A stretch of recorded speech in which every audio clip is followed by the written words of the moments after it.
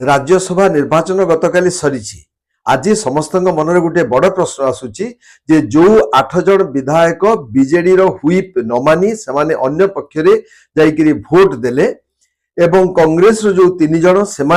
party हुईप को न मानिकी से अन्य पक्षरे जाइकरी भोट देले सेमानकर अवस्था हब कौन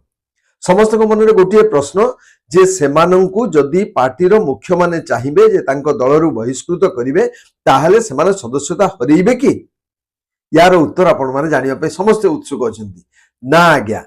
एहा एते सहज नुहे जदि पार्टीर मुख्य तांको बाहर कर देबे ताहले बा कोनोसी कारण देखिकी तांको जदि पार्टीर निलंबन तो छाड़ंतु निलंबन पार्टीर जो सदस्यता जदि बाहर कर देबे तथापि सेमाने सदस्यता हरइबे नाही कारण